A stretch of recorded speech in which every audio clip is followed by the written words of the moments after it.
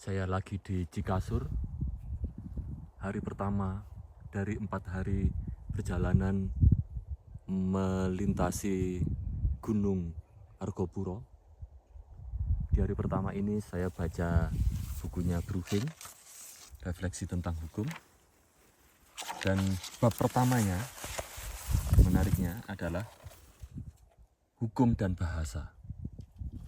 Karena itu saya bacakan tulisan tentang bahasa hukum dalam pembuatan dokumen peradilan yang ditulis oleh R. Israel, bab 24, Appendix, bahasa hukum dalam pembuatan dokumen peradilan TUN. Bab 3, Undang-Undang Nomor 24 Tahun 2009 tentang bendera, bahasa, dan lambang negara, serta lagu kebangsaan telah mewajibkan penggunaan bahasa Indonesia dalam pembuatan peraturan perundang-undangan, dokumen resmi negara, dan pelayanan administrasi publik pada instansi pemerintahan. Dengan demikian, semua dokumen yang dibuat dalam administrasi pemerintahan, dalam administrasi perkara dan persidangan di peradilan TUN harus menggunakan bahasa Indonesia. Bahasa Indonesia yang digunakan dalam administrasi perkara dan persidangan di peradilan TUN tersebut memiliki kekhasan tersendiri. Sebuah faktal bahasa dari dan dipakai oleh dan dalam ilmu tersebut. Faktal dari ilmu hukum lazim disebut sebagai bahasa hukum atau legal language, yang dalam konteks Indonesia disebut juga sebagai bahasa Indonesia hukum. Bahasa hukum merupakan corak penggunaan bahasa resmi yang digunakan dalam dunia hukum, yang mempunyai ciri khas tersendiri, baik mengenai pemilihan kata, istilah, maupun ungkapan-ungkapan.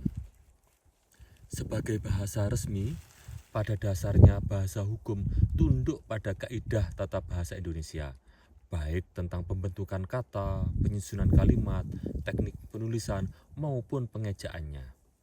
Namun, bahasa hukum mempunyai corak tersendiri dengan ciri-ciri, kejernihan atau kejelasan pengertian, kelugasan, kebakuan, keserasian, dan ketaatan asas sesuai dengan kebutuhan hukum, baik dalam perumusan maupun cara penulisan.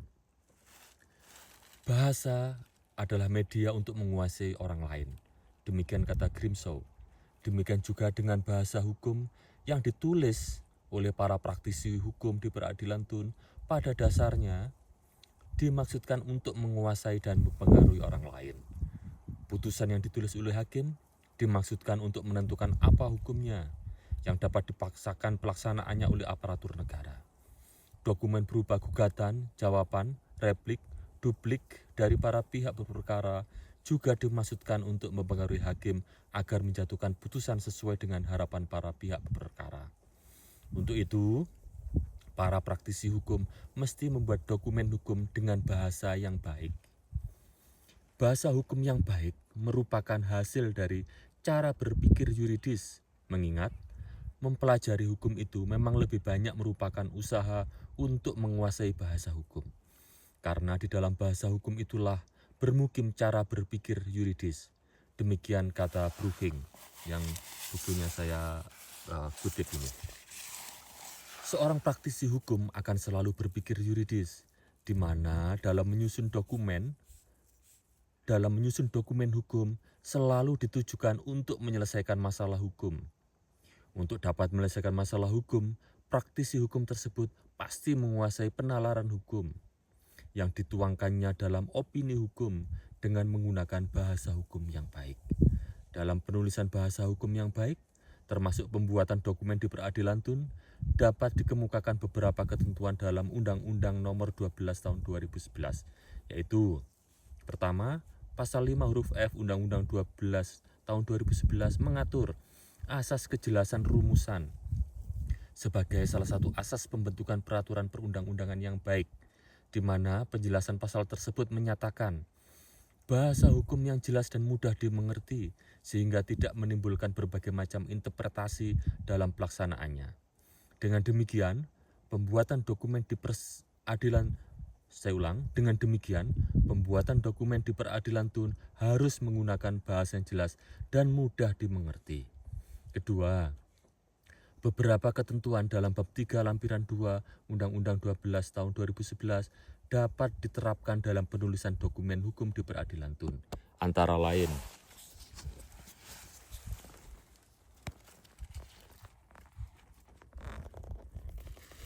lugas dan pasti untuk menghindari kesamaan. Dalam penulisan bahasa hukum yang baik, termasuk pembuatan dokumen di peradilan tun, dapat dikemukakan beberapa ketentuan dalam Undang-Undang 12 tahun 2011, yaitu: pertama, pasal 5 huruf F Undang-Undang 12 2011 mengatur tentang kejelasan rumusan sebagai salah satu asas pembentukan peraturan perundang-undangan yang baik, di mana penjelasan pasal tersebut menyatakan bahasa hukum yang jelas dan mudah dimengerti sehingga tidak menimbulkan berbagai macam interpretasi dalam pelaksanaannya. Dengan demikian, pembuatan dokumen di peradilan tun harus menggunakan bahasa yang jelas dan mudah dimengerti. Kedua, beberapa ketentuan dalam bab 3 lampiran 2 Undang-Undang 12 2011 dapat diterapkan dalam penulisan dokumen hukum di peradilan tun. Antara lain, menggunakan bahasa hukum yang dengan ciri-ciri lugas dan pasti untuk menghindari kesamaan arti atau kerancuan, bercorak hemat, hanya kata yang diperlukan yang dipakai, objektif dan menekan rasa subjektif, tidak emosi dalam mengungkapkan tujuan dan maksud, membakukan makna kata, ungkapan, atau istilah yang digunakan secara konsisten, memberikan definisi atau batasan pengertian secara cermat. 2. Menggunakan kalimat yang tegas, jelas, singkat, dan mudah dimengerti. Tidak menggunakan kata atau frasa yang artinya tidak menentu atau konteksnya dalam kalimat tidak jelas. Menggunakan kaidah tata bahasa Indonesia yang baku. Sebagai penutup, ada nasihat indah dari George Orwell tentang 6 aturan berbahasa yang tentu juga dapat dimanfaatkan dalam penulisan dokumen hukum, yaitu: 1. Jangan pernah menggunakan metafor, kiasan, atau ungkapan yang sudah biasa Anda baca. Jangan pernah menggunakan kata panjang kalau ada kata pendek yang bermakna sama.